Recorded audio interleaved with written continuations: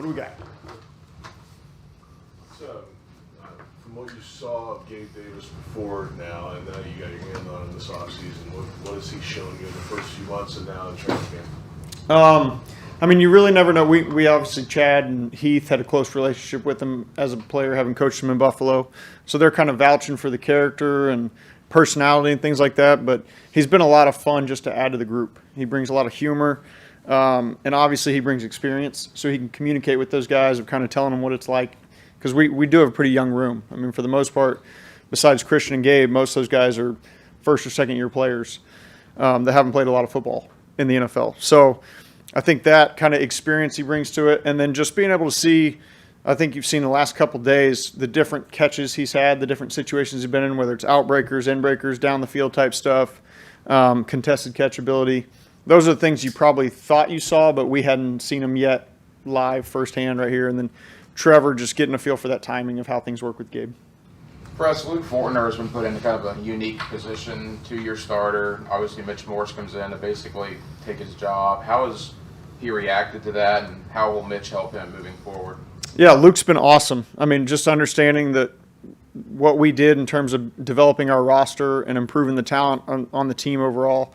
And a lot of these guys, I mean, the linemen especially, a lot of these guys have to be cross-trained. I mean, you have to be able to play multiple positions. So for a guy to play center and now take more reps at guard as we've gone in, I mean, that just makes him more valuable to the team. And these guys, really, they have done whatever we've asked if we can present the vision of helping the team.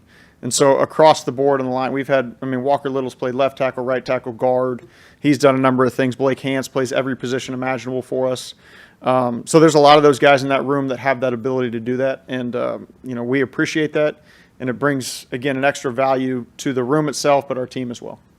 What have you seen from, I know Stephen Jones hasn't gotten on the field yet, but Javon Foster in particular, and maybe some of the other younger offensive linemen, knowing too that they may need to be next man up with a couple injuries. Yeah, those guys, I mean, with Javon, you kind of see his experience flash. The guy played a ton of games in the SEC, so he kind of has his way to win. Now, there's times where we're still trying to get certain techniques out of him as we go, but when the bullets are flying, a lot of times you just kind of see he knows what to do and he gets it done his way, which works for him. And that's ultimately that's what we're trying to do is get it done.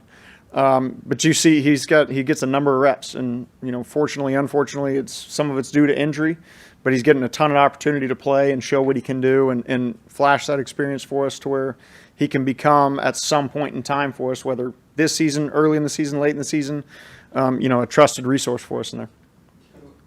You guys brought in Keelan primarily to be a return guy, but when you look at his speed, can you envision a day where he can be a part of the offense, even though from a size standpoint, I'm just wondering if you see a role for him, maybe not this year, but down the line. Yeah, certainly. I mean, and that's something they kind of utilize with him in college as well, of being a guy out of the backfield, carrying the football, some gun run stuff and things like that. That we just want to see him continue to develop, and we'll figure out what that is as it kind of expresses itself. Obviously, the first thing is him getting healthy and getting himself an opportunity to take reps throughout practice, so we can kind of see where that goes, get him experience doing certain things.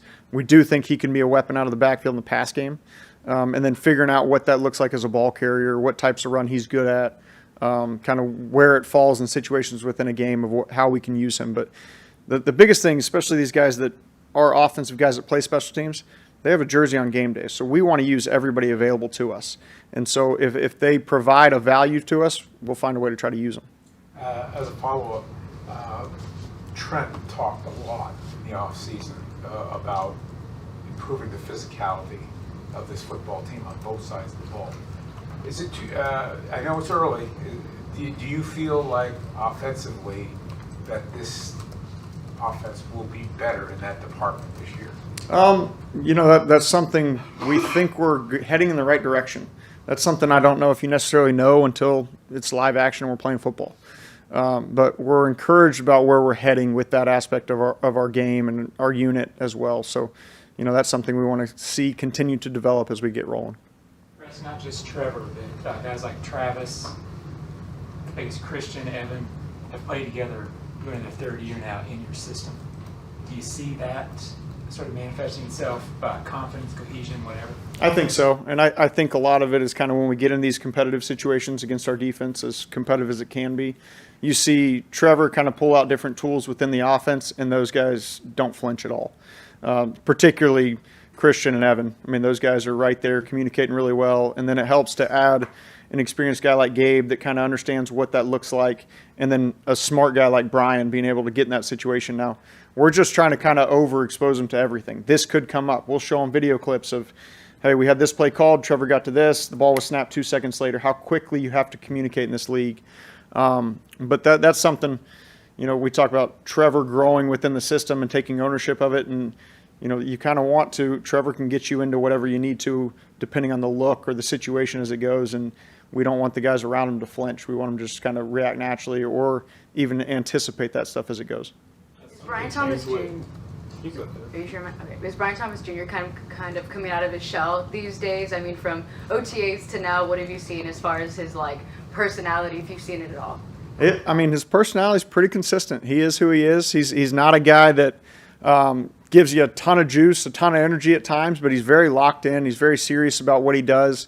He continues to develop. I mean, you see Gabe kind of ribs him quite a bit to where you get a little bit more out of him at times. You see him laughing, smiling, joking around with the guys quite a bit. But I do think he's a little bit more comfortable in his environment as he goes. And, we just encourage him to be who he is. We're not trying to change him at all. We're very happy with the person he is. We understood the person he is that we brought into the team. And like any of our young guys, we just want them to feel accepted to where they can let their personality show as they get going. And, we encourage everybody to be who they are. Has something changed with Trevor from the early part of camp to now? I mean, a couple of turnovers early in camp. I don't think he's had any in the last 4 or 5 days. Or is that just how training camp goes?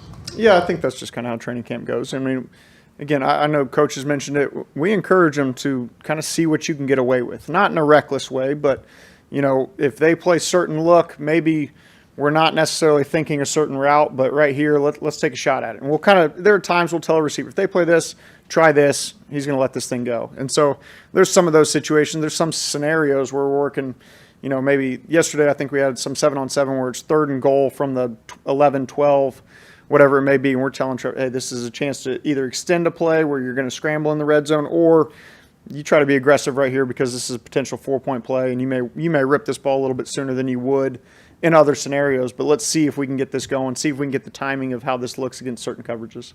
I know you've said, Christian has said it, Trevor has said it, that when you guys started training camp, the goal was, hey, let's maybe start with those short intermediate routes before we start airing it out downfield. Right.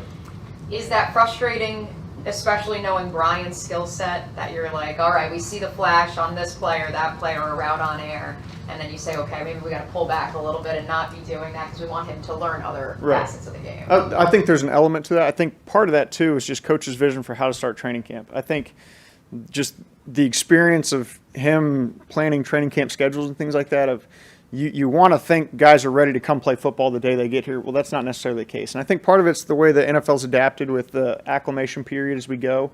And so just trying to be smart of, these guys haven't played football in 3 months. So to come out and a normal install and ask guys to run 45 yards downfield, I don't know that their bodies are ready for that. And then you start getting the soft tissue injuries that set you back throughout the course of camp. So, yes, it's frustrating at times because you've got this new tool that you want to get down the field and really expose to certain things, but is that the best thing for the player, for our team as we get going in the long run of camp? Because camp is really just a ramp up to week 1. That's how we view it. And, yes, we'd love to win every single day, including day 1, but ultimately we want to be ready to play week 1. Chris, what kind of impression has Jalen Jackson made? Jalen's done a good job. All those guys, as they get reps, particularly these young guys, you start to see them understand blocking schemes, path. There's some zone runs where you'll see a guy try to make 2 cuts, and we'll try to explain it. This is a 1-cut run right here. You got one opportunity to cut vertical, and then you got to roll, and you got to see it. And some of that, exposing him to the live periods, which we did a little bit of the other day, I think that really helps because now if you make a mistake, you feel it. And so guys like that really settle in, and he's done a good job catching the ball in the backfield as well with some of the running back routes that we've tried to incorporate. All right, thanks, Preston. Thanks, guys.